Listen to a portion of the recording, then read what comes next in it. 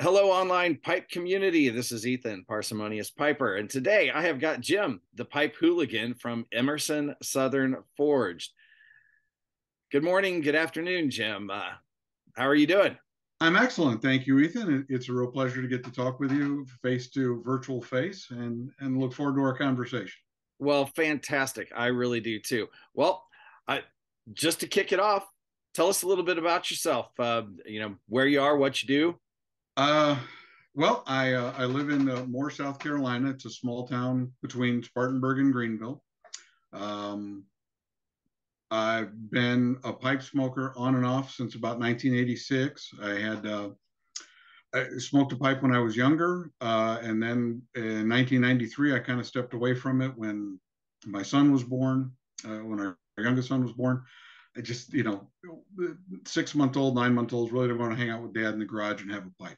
So I kind of put it on the back burner. And then a couple of years ago, I was in Palm Springs for a show. This was 2018, and there was an old tinderbox there. I didn't even know that they existed anymore, and it drew me in. And you Mm-hmm. go into the pipe shops, and they've got the jars of tobacco that they'll let you smell. And I thought, I really miss this. I'd been smoking cigars for a while, but cigars just didn't have the allure that pipe tobacco does.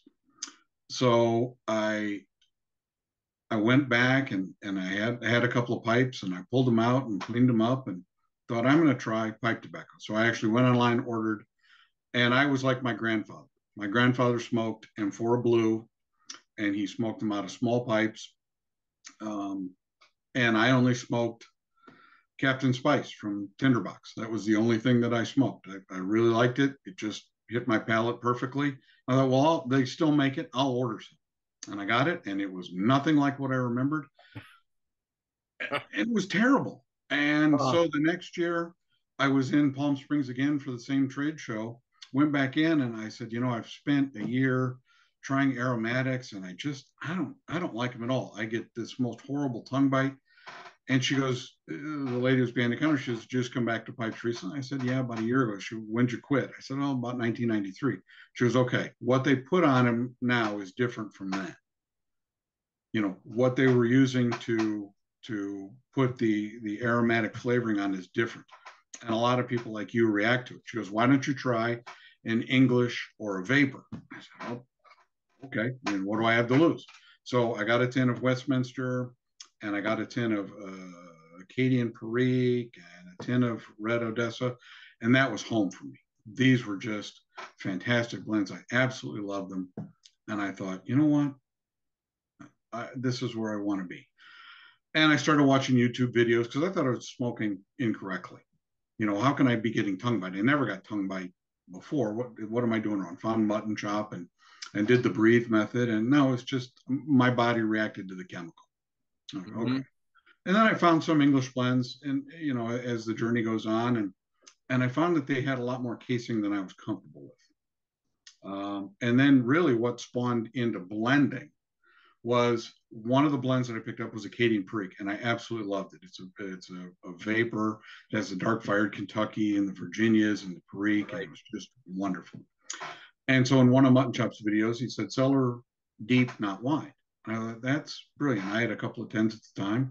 So I went and ordered a couple more, and I ended up with 6 or 7 tins of it. And I thought, you know what? I'm just going to go ahead and get 10 tins of it. And they discontinued it. What are you doing to me? Right. Why would you do that to me? I found one that I'm in love with. Why would you discontinue? And I got mad.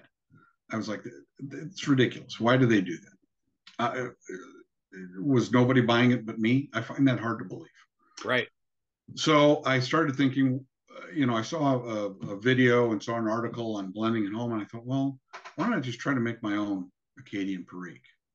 So I got the Tobacconist Handbook and a couple other books, and I started reading, and I bought an ounce of just about every blender that I could get my hands on. And I put them in immersion pipe, and I smoked them, and I thought, okay, I like this.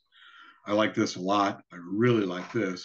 And just started blending. And it morphed into, I had made 10 or 12 blends, and I'd made some friends in the pipe community. Actually, through eBay, I had bought a pipe from Thomas from Tinker's Pipes. Yep. And I said, hey, would you do me a favor? If I sent you some blends, would you try them and tell me what you think? And he goes, absolutely. So I sent him the blends, and he immediately got back after having a couple of, you really, you have to sell this. You have to market. And I said, there's no market for this. It's not, you're just pulling my leg. You're being nice because I sent you free tobacco. And he goes, no. He goes, it's really good. And I said, okay. And then I'm anti-social media. I never wanted to be, I did the Facebook thing for a while to keep up with friends and relatives, and it's social media is a megaphone for stupidity. Yes. And I I happen to still be on Facebook, but my wife and I are both military brats, so our childhood friendships are all around the world right now. And Yeah. I actually get on and look at things 2 or 3 times a year. Um, my my Yeah. wife my wife keeps up with all of her childhood girlfriends. But yes, it is just a cesspool of well, let's just leave it there. It's a Yeah. cesspool. And Thomas is going, well, have you heard of Boswell pipes? I said, no, not really. So every Monday for about 2 months, Thomas would send me the Boswell pipes that were going on. So, they do their Monday night sale. Right. And he goes, this would be a lot easier if you had social media. And I said, no, I'm not going to do that. He goes, well, I'm not going to send you to him anymore. And I said, well, you're forcing me at gunpoint then to get on social media. Because you just get on social media. So I get on social media and I meet, I have a nice collection of Boswells. I think I have 9 of them now at this point. And I met Tim from Papa Bear's Pipes. And I saw a pipe that I really liked that he made. It was an olive wood poker. And I had him commission one for me. And I said, hey, if I sent you some samples of tobacco, would you tell me what you really think? Because he didn't know me from Adam. Right. And he says, yeah, sure. I said, what do you like smoke? He goes, well, I like Latakia heavy blends. I like basically the same stuff you do. Okay, so I sent it to Tim. And he goes, you have to sell this. And this is June of 22. So I'd been blending for about a year. It was just for me. Right. And Thomas, and through Tim and Thomas, I've met some other people, Jay Furman and Master First Sergeant Travis, and I sent him tobacco, and I says, yeah, you need to put this out. And I'm like, you guys are just pulling my leg because I'm sending you free stuff. He goes, no. And Tim said, I want to take it to the Columbus Pipe Show. And I said, okay. So I sent Tim to the Columbus Pipe Show with, I think, 24 jars of tobacco, and he sold it all. I think he had he sold 22 out of 24. And within 24 hours of the show ending, I had people calling me, said, would you sell me more of your tobacco? And I'm like, you got to be kidding. Fantastic. Yeah. And it just morphed from there. And, I had been experimenting with some stuff and it picked up some other things. And it just, again, it morphed into a life itself. And here I am. I'm in the middle of the ongoing licensing process. Full disclosure, my wife, I'm changing careers and we're moving to Florida. So I have to start the process over again in Florida once we get there. But it's taken a life on its own. And I went from having 6 or 7 blends, and I'm working on 48 and 49 right now. So, and I go through a unique kind of, I make something, and if I like it, then I'll send it to somebody else and they tell me if they like it. So, Eric from Custom Cobbs, EMC Custom Cobbs, right. He was one of the ones that right after the Columbus show, he said, Tim says you can make blends for me. I said, sure, what do you want? He said, I want this and I want this and I want this. And I said, okay, I'll whip something up. And that became his Dark Watch and Furman's blend. And it just more from there. People call me up and they want something custom, and I'm just having a ball. And I buy as many different things as I can. I came out with a cigar leaf series because I was really interested in that. I came out with a vineyard series of blends that come cased in white or red wine, and English blends. The only thing I don't do are aromatics, just because I don't like it. Just because. Yeah, I just don't. The more I got into it, the more I realized my great love of the taste of tobacco. Right. I just wanted to taste what the tobacco and what they do together. And I love Latakia, I love Dark Fired, I love Perique. Those are kind of the reoccurring themes in the Emerson Southern Forge line. So, well, your tastes are at least in that component list right up my alley. Dark Fired Kentucky is my favorite single component when I'm blending myself. Ironically, my two favorite blends are the Black Irish and Brown Irish twists from Gawith Hogarth, which are all Virginia. yeah, but well, but they have that Dark Fired Kentucky type um, smokiness and deep dark flavor that your bright Virginias don't have, you know. yep. And but yeah, Perique, Latakia, I have almost no sense of smell. Yeah, So really strong blends are what I gravitate to because I can smell them, so I can taste them. yeah. Uh, so the dark fired Kentucky, Latakia, Perique those are your things. What then among the styles that you make? What are your favorites? Um,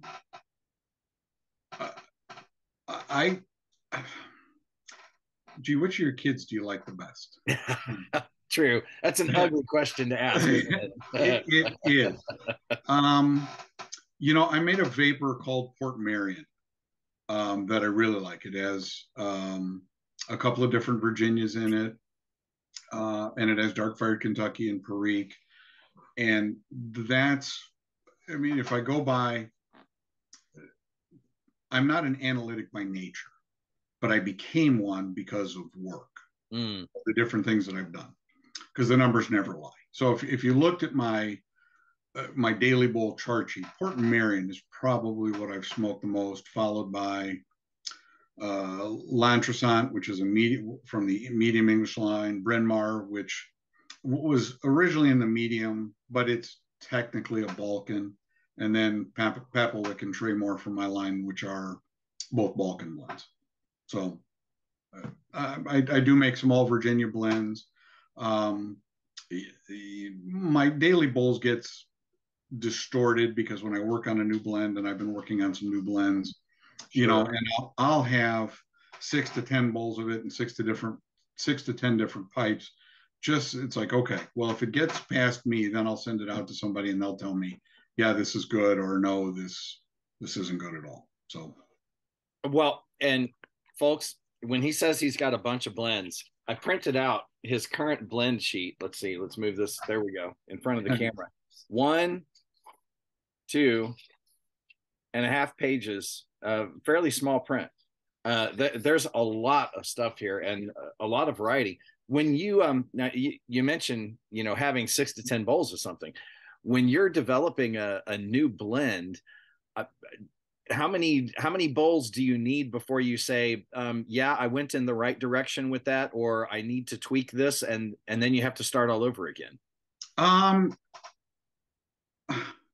I like to when I do a test blend, I typically do 2 ounces. I break it down to just so basically a tin. I'll make a tin of something. And if I never judge anything on the first bowl. Right. The first bowl, the criteria that I use is cool and smooth. If the first bowl isn't cool and smooth, I've probably made a mistake. I don't want anything that burns hot. I don't want anything that'll bite me. I want cool and smooth. That's what I'm looking for. So if I don't get that in the first bowl, I'll try a second bowl. And if it gets better, okay, we'll see. But by the fourth or fifth bowl, I know that it's either going to be, I have what's called jars of doom. Those are blends that didn't make it. What do you do with those? They're sitting on a shelf behind me out of screenshot. I just hate to throw perfectly good tobacco away because I didn't get the math right. I didn't get the blend right. So eventually, what I'll do is take the jars down, press them because they're Latakia heavy. There's more Latakia in them, and they'll just be like pressed Balkans. And people I don't like, I'll send them samples. There you go. Now, I was just curious, do you carry those things around as car blends or, for yard work? Uh, Yeah, I haven't done anything with them. In fact, I'm a little disappointed. I had one, um, the first jar of doom that I had. Um, I don't know what happened. It kind of fell off the shelf hmm, and it cracked. Mason jars are pretty stout, but this one, it developed a little crack in it. I didn't want, and the crack went up one side, and you could see that there were some glass shards in it, so I just had to throw it away. So, but I'm always working on a new jar of doom. I've always wondered what a blender's Frankenstein jar would be like.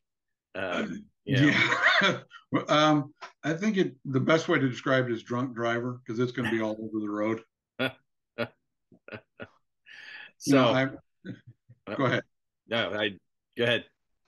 I've been working on, as I look at customer trends and what customers like, there's a much stronger market for Virginia and vapor blends than there is for just about everything else. That seems to be the sweet spot. And I've been working on Virginia blends. And sometimes I just don't, it doesn't resonate with me. If it's, sometimes it's just lacking that flavor that I'm looking for. And those go into the jar doom with everything else, and we move on to the next one. So, Okay. Well, that brings up what I think a lot of people would be interested in. How do you blend a blend that is heavy on components that are not your favorite? If someone asks, say, for me, for example, if I were trying to blend a blend that had grassy or citrusy Virginias, I do not like. I can taste every bit of that grass and citrus, and I don't really care for it. How do you blend something that may be heavier on components that you're not as fond of? um, it's trial and error. So with all the blenders that I have, I've smoked individual bowls, and I've actually gone to clay pipes at this point to sample all the individual blenders, and I make notes on it. And so one of the things I've used recently is lemon leaf, which has, and I bought, it's a whole leaf product only. You have to shred it. And I think I bought 2 pounds of it, shredded it up, and I never really found, I just didn't use it. It just didn't come up. And then I made Colwyn Bay, which has some lemon leaf in it. And that was kind of a hit. Spurgeon Piper made it one of his top 5 blends for 2022. Yeah. Which is, had you told me in June that people would like my tobacco, I would have still, it's humbling. That's the neat. only thing I can say. It's humbling. And then to have someone say that about your blend is kind of remarkable. Yes. And I started to put it in, and then a friend of mine named Tor called me up and said, "Hey, could I get a sample of lemon leaf, just straight lemon leaf?" Sure. He put it in with his order and sent it off to him. He says, "Yeah, I really like this." And I thought, maybe I just got it wrong. And I've got a couple of blends that I'm working on that have lemon leaf in it. Fairborn, the one that I just did on YouTube the other day, has lemon leaf in it. And that's not a taste I typically gravitate towards. I'm kind of like you. I think Virginias are great aged. Fresh Virginias are that hay grassy note is of little to no interest to me. Mm-mm. But as they age, they become something magical. And so, okay, I just work with it. Again, the first criteria for me is cool and smooth. So if I make up a blend and it's not that, okay, that didn't work. On to the next thing. And we go from there. And just after a while, you start to know what goes well together. You start to realize, okay, this highlights this. One of the things that I found out just by accident was how well dark burley and perique go together. Mm-hmm. When you get that, it almost gives it like that dark stewed fruit flavor with a mild peppery finish, and I really like that. And I've used that in several blends. And I just think those two go well together, and they complement Virginia blends very well. So you put the small percentage of dark burley and Perique in it with the Virginia, and you get a really good vapor out. Well, and I think that interplay is probably one of the things that I like about, for example, a Haunted Bookshop and Old Joe Krantz is having more of a burley base, but with that little bit of a Perique, and it may be exactly what you're saying. There some interplay between the two, that is tickling my tonsils. I like that quite a bit. Well, and that's the great thing about the pipe tobacco in general. There's something for everyone. We can find something for everyone with the thousands of blends that are out. You can find a sweet spot for you, and that's, to me, just the allure of it. That's the passion for me. We can make something. A friend of mine, James, called up and says, I really like this blend. I said, okay. I really don't copy blends. That's hard to do. That's just, it's virtually impossible. You're never going to get the math right. You don't have the same blenders. And I said, okay, well, let's take a look at what's in it, and I'll put it together and see what you think. And that became Morris Trace. I took the blenders from that particular blend that he really liked, and I said, okay, what do you think? He goes, oh, this is, perfect. And I smoked quite a bit. I smoked my 2-ounce sample fairly quickly, and it was just that conversation that spawned it. And that, can I duplicate a blend? Absolutely not. But can I make something really good from what those ingredients are? Yeah, we can do that. Yeah, I'm amazed when a master blender, like a Russ Willett, is able to come up with a match that it may not be identical, but it's close enough to something else that people will actually do the comparison and say, yeah, this could be a substitute for that. That does, it blows my mind. When you look at what Greg Pease and what Jeremy have done, would I ever try to copy any other stuff? No, but the tins are nice enough to tell me what's in it. It's got red Virginias. Okay, well, then I'll work from that, and I'll work on some meth, and we'll come up with something. So, yeah, in fact, I think a match blend was what saved my piping hobby.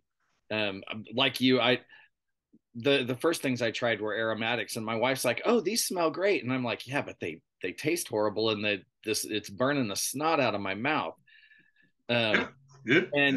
And then I got a tin of, well, actually, I got 2 tins because it was in one of Pipes and Cigars samplers of 1 tin of their Black House and the other of White Knight. And I forget which one is supposed to have been a match for Balkan Sobrani. Yeah, White Knight. Yep. But those 2 blends together saved me, because I tasted them and my wife said, "Oh, those smell horrible, but they taste so good." Exactly, and that's exactly I can't smoke in the house. My wife is just very sensitive to it, and so I'll go out in the garage and have a pipe, and she goes, "Oh, what are you smoking? Did you set something on fire?" Well, the pipe was terrible. There's a tire fire out here. Did you find a dead armadillo? No, sweetie, it's Balkan Supreme. You really, no. Okay, that's fine. Well, for my regular viewers, my wife was gracious today, as cold as it is outside, and knowing that I was dying to do this interview. She said, "All right, light a couple candles outside your office, plug it up good," and so she is being tolerant of me today. And normally she makes me smoke only aromatics in the house, but she didn't put that stipulation on me, which is why I'm smoking my Kentucky blend. And that's probably why you've been married for a long time. Compromise every now and then. That's right. Yep. But yeah, I well, and I've seen you working in your workshop, so you don't actually get to taste anything that you're working on while you're working on it. No, I have to take it outside. Go huh, stand in the garage. And this time of year, it's not as fun as it looks. right. When it's 42 and raining and the wind's blowing, it's not as Well, and much. y'all are a little closer in the mountains there. Yeah, we're right at the tail end of the Blue Ridge. So yeah, a little colder than I'm over by, next to Raleigh. So yeah, what, mountains are 3 hours away from us. We've got it a lot milder. uh, yeah, all we right. periodically get snow, but not very often. Um, this big laundry list Mhm. of what I think, everything looks interesting to me, mostly because when you're not familiar with the blend and you haven't heard somebody's reviews and you go through the list of components that you've got, for my viewers, how do my viewers get a copy of this list? You can message me at Emerson Southern Forged on Instagram, or you can email me directly at emersonsouthern@yahoo.com. And folks, both of those links will be down below, to make it dead simple for you. Um, Yep. when you've got these lists, are you doing kind of the food label thing where you put the components roughly in order of their proportion, Yes. so So that when you people know what's leading? Yes. So when you look at the blend list, whatever is first has the highest percentage.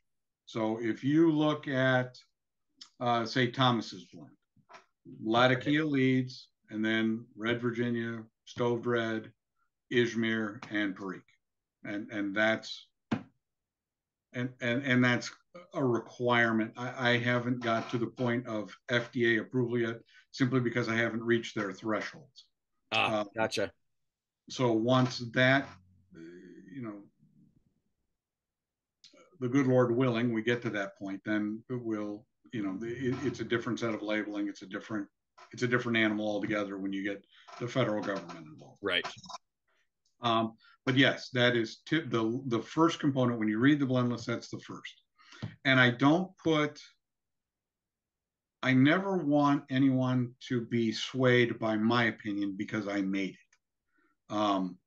I purposely don't put what I taste, because I have a completely different set of tastes than anyone else. Mm-hmm.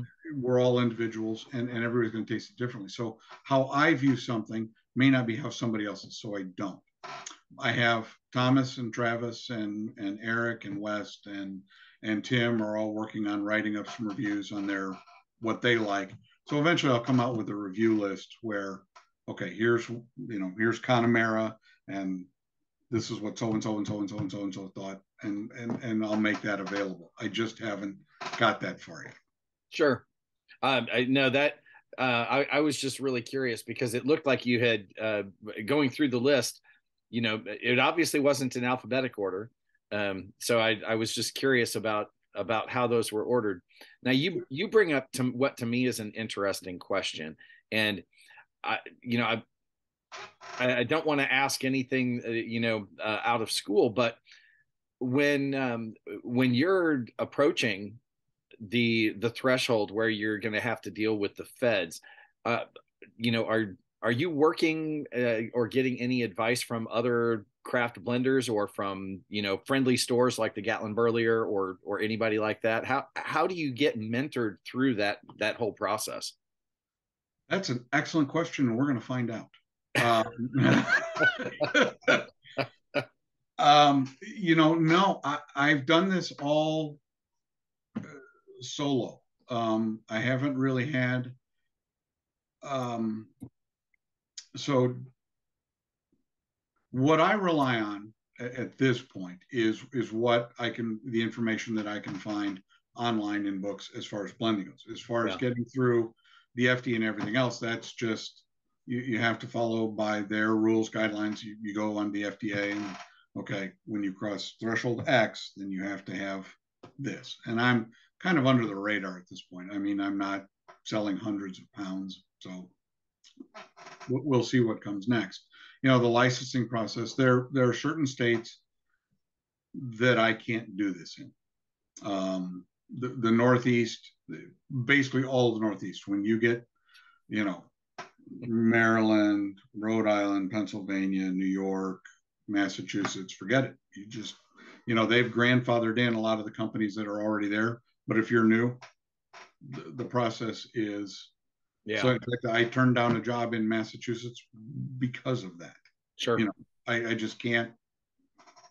You have to open a storefront. You have to sell all types of tobacco. Well, I don't want to do either one of those things. I just want to make pipe tobacco. Yeah, no, we wouldn't give you a license. Okay, on to the next thing. Yeah. Wow. And that's, pipe tobacco is probably the most benign of any of the tobacco products. I think it has the deepest flavor. Yeah. But when you talk about nicotine percentages, in a pipe tobacco blend, yeah, in a given pipe tobacco blend, it's going to be less than 2%. Nobody is getting a nicotine buzz from pipe tobacco. Some people do get a nicotine sickness if they do smoke a heavy blend on an empty stomach, but I've never experienced it yet. Maybe I'm semi-immune to nicotine. I don't know. Everybody's body chemistry is different there, but unless you're actually inhaling your pipe, I can't even imagine getting enough nicotine into your system total to for it to be addictive, or to make you, like you said, to really get a nicotine buzz. Not like putting a big old wad of Copenhagen in your jaw or something, Yeah, or a Marlboro Red, right. Yeah. The nicotine levels, and some people are sensitive to it. Okay, that's fine. But I enjoy pipe smoking because it's that 30 to 45 minutes where I can take my mind off of whatever else is going on. And my mind is very small, so it's small things only. And you just enjoy those 30 minutes for what they are. My wife, it drives her crazy. What are you thinking about? Nothing. You can't be thinking about nothing. No, I'm a guy. We live right. to think about nothing. Well, I saw a really interesting comedy sketch. Well, it was actually a little bit more of a combination comedy and TED Talk. The guy was actually a psychologist, comedian, and he had an entire routine built around what he called the nothing box. And he says every man has one and every woman is jealous. Because yes, we can go to our nothing box and just completely disconnect, and the pipe is one of those transporters into the nothing box. It can be wonderful. Yeah, and that's the difference in thinking between men and women. And every salesperson that I've trained, I said, okay, when you're thinking like a man, everything is in a box. Do you know who played shortstop for the 1976 Pittsburgh Pirates? Of course I do. Why? Why do I know that? Well, because it's in my baseball box. Right.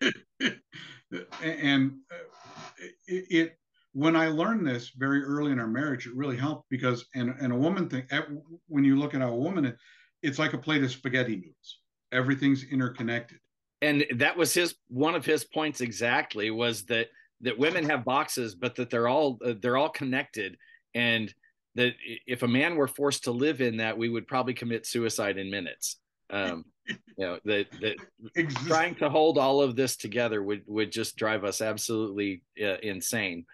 But yeah, and it helped with communication because you have to find the connector. So when I'm talking to my wife about something that happened in the past, I said, okay, do you remember going here? Yeah. Okay. When we went there, there was X. And she goes, oh, yeah, I remember. And it helped our communication a great deal when I learned that. Because she can't think like a guy and I can't think like a woman, but no, you make it work. 35 years later, here we are.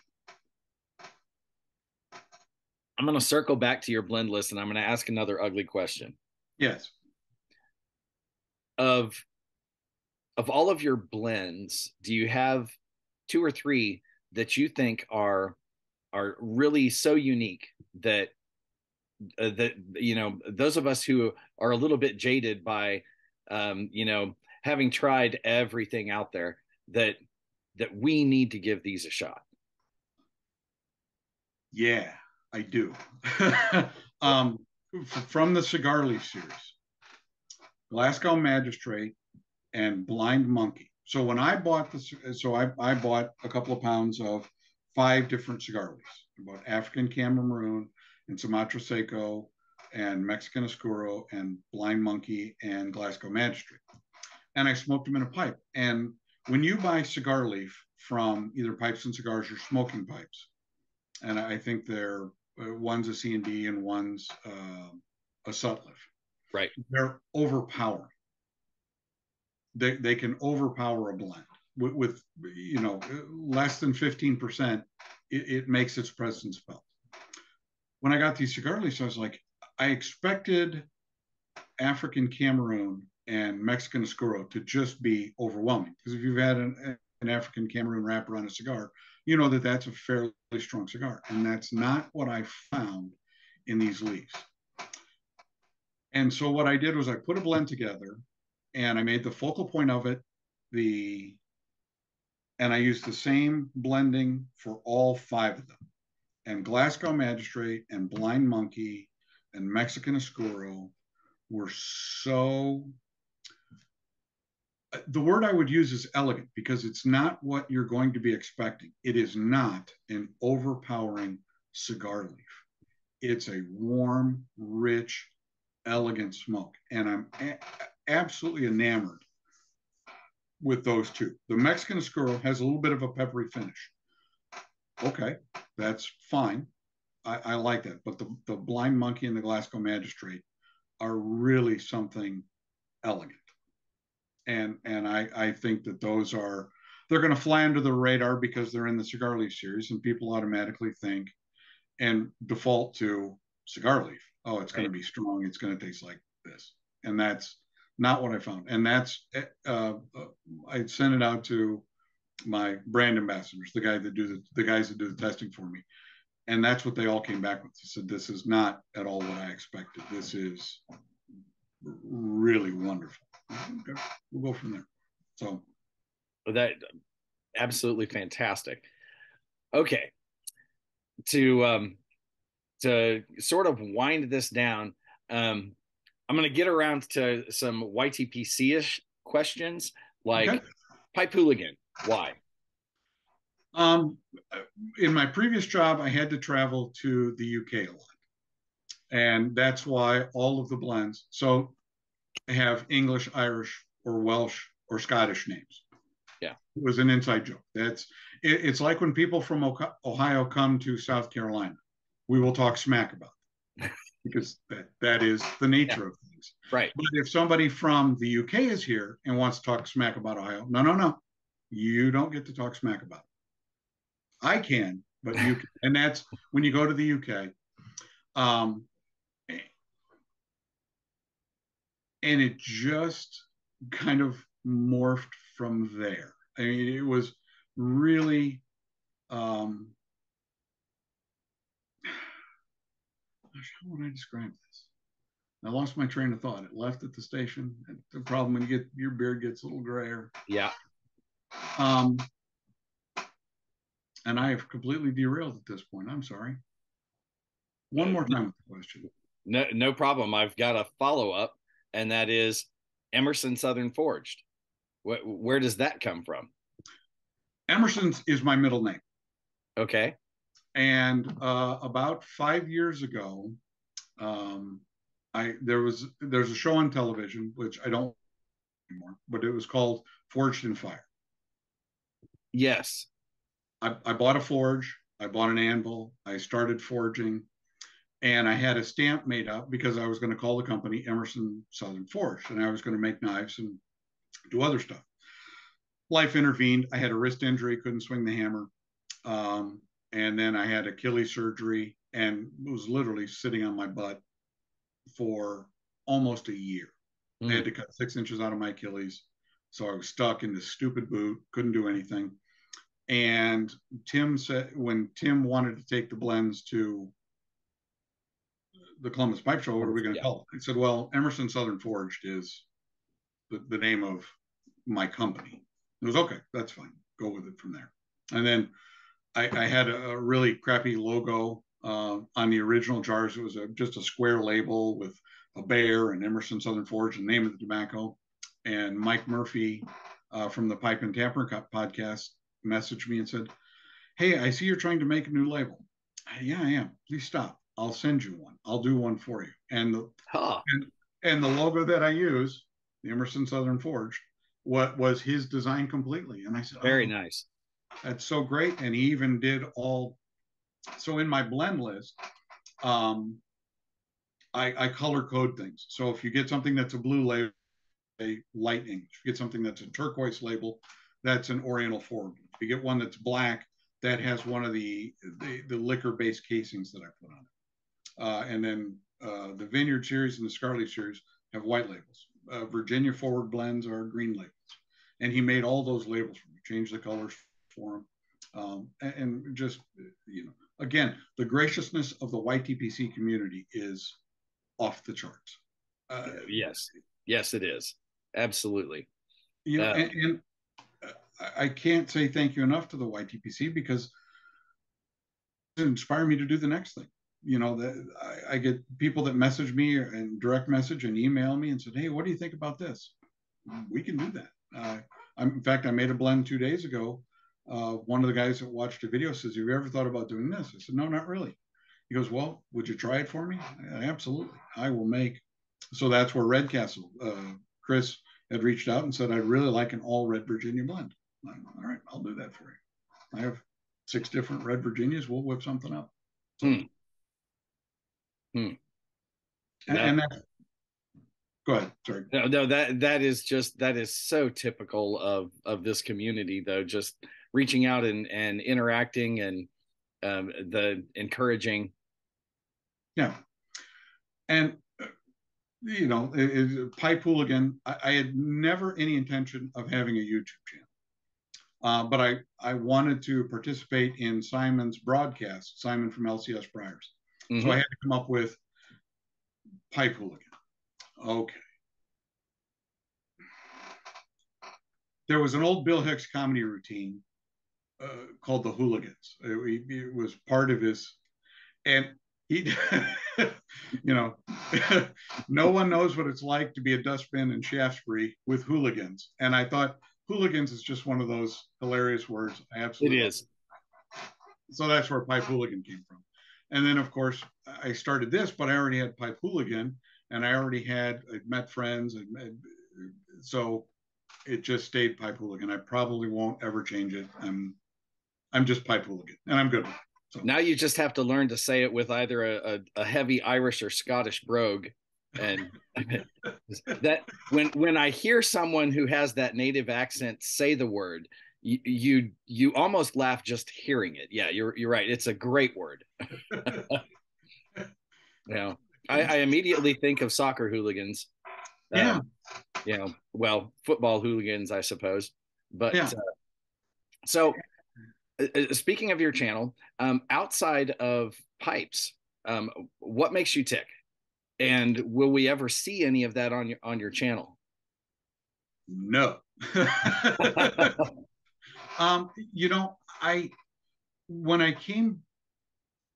When I came back to pipes and I was into it a little bit, I got a box of my grandfather's pipes, and that were after he passed, and they ended up in my possession, and I started to refurbish them, and it became kind of a passion. I was, like I said, I had my foot in a boot. I couldn't do anything. They put me in May of 21, and until January of 22, I couldn't do anything. And then after I got the boot off in January, I had 6 months of rehab, and they still didn't want me to do much of anything. Here's your stretching exercises. So I started refurbishing pipes.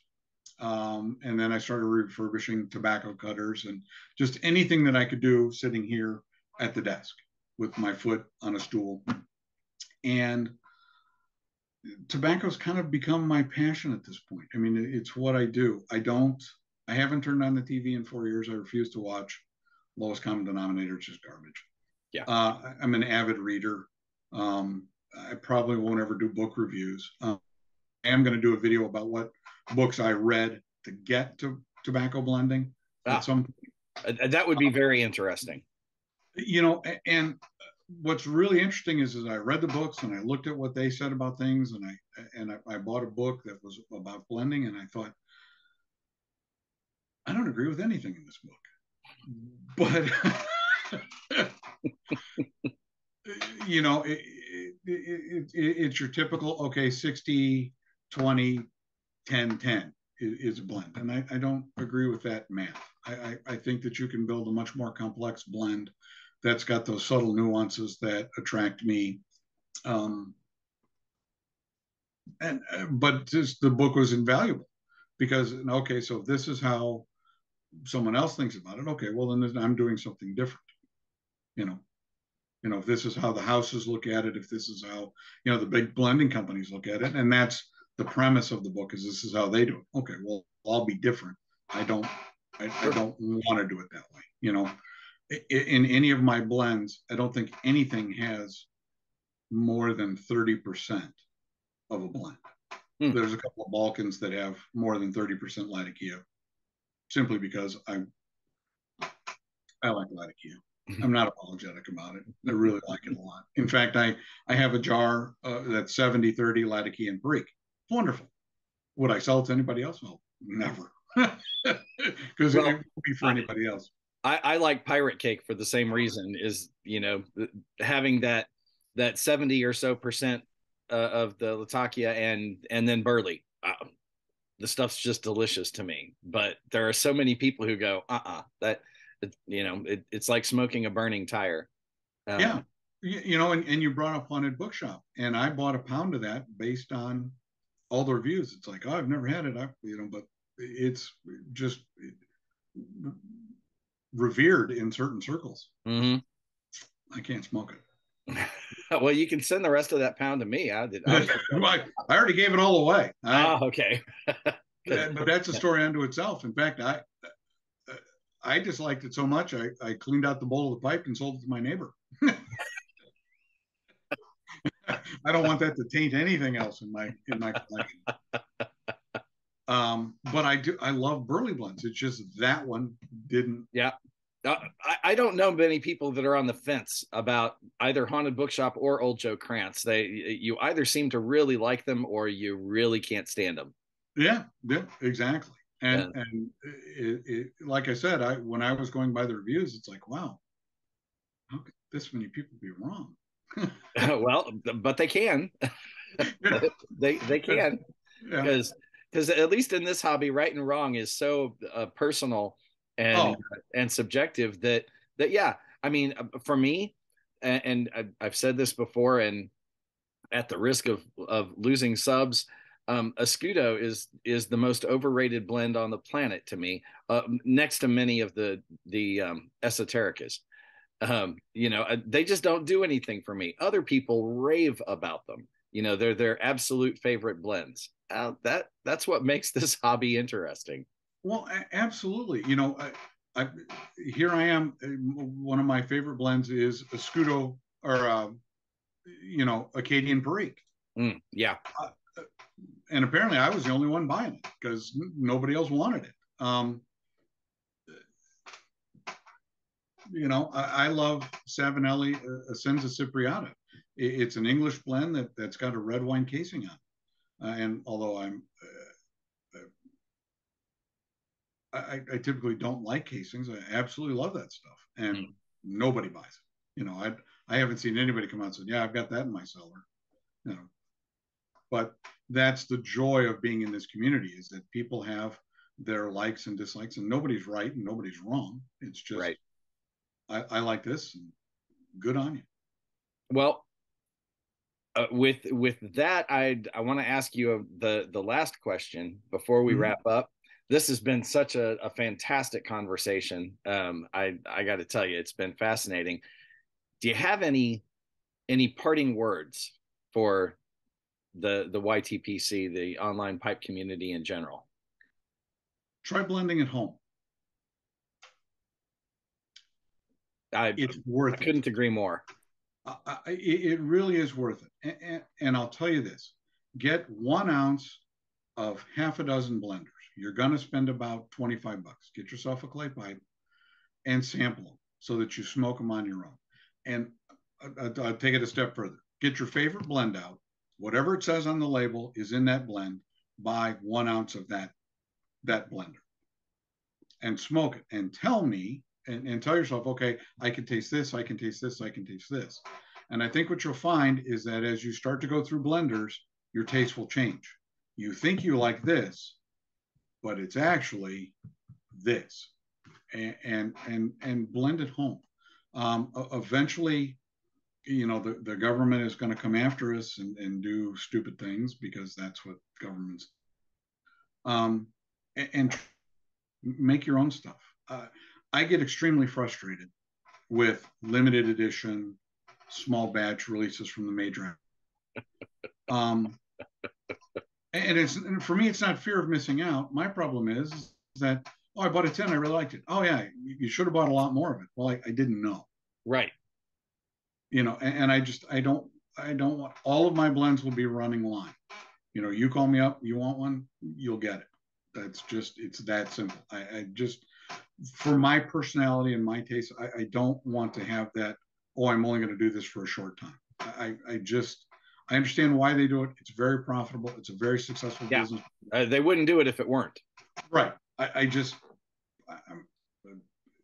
don't want to use the word offended, but it's offensive to me. You're forcing them at gunpoint. The FOMO, the fear of missing out, motivates a lot of people to buy it. And I just don't think that this community should ever, as gracious and as humble and as wonderful YTPC and the Instagram pipe communities are, don't put a gun to their heads. Yeah. I don't chase unicorns or small batches. There have been a couple and only a couple of exceptions where I've gone ahead and bought a half a dozen 10s because I just knew I was going to like it. And I was right in each case, fortunately. But that's just really, really rare. One of those was the very first of Per Jensen's the Birds of a Feather line that they're doing. That very first one included a Perique processed Catarini that I got samples from Mark Ryan at the Richmond show a couple of years ago. And on its own, that leaf was so good that I just decided I've got to get a few 10s of this because once it's gone, it's gone. And it really was very good. That was Uno, the first one. Yeah. And I really, but that's, like I said, that's one of those rare exceptions. I just can't. And this this one that C&D released last year and then again this year, and they only sell it in 1 pound bricks. Folklore. Yeah, folklore. I'm just not going there. That's beyond me. Well, I don't mind. In fact, when I buy, when I like a blend, so when I bought a 10 and I like it, I'll buy a pound or I'll buy 2 pounds. Sure. And I'll sell it. But I'm not going to buy a pound to try it. Pretty much. Yeah. That's where I am. Well, folks, this has just been great. I hate to have to wind this down, but I've got to get back to work. I appreciate the time that you've spent with us, Jim. And I'll give you an opportunity right here to sign off, and then I will. Ethan, thank you so much for having me on. I really appreciate it. If you ever want to chat again, please don't hesitate. I will happily come on and talk about anything that pops into our heads. So thank you so much. I truly appreciate it. Well, folks, I'll tell you the same thing I tell you every time. And you've got some new ideas for it. Light something you like. Enjoy your afternoon.